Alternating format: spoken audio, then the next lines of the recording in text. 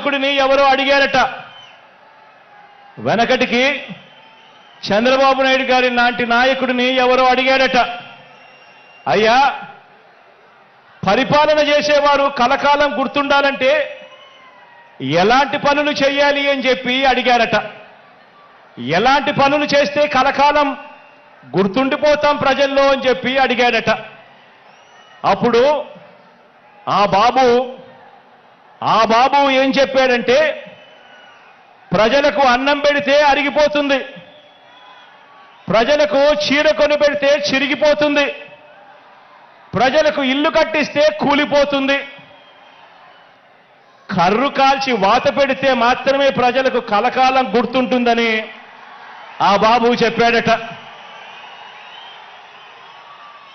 ఈ 14 ఏళ్ళు సీఎంగా ఉన్న బాబు కూడా అలాంటోడే.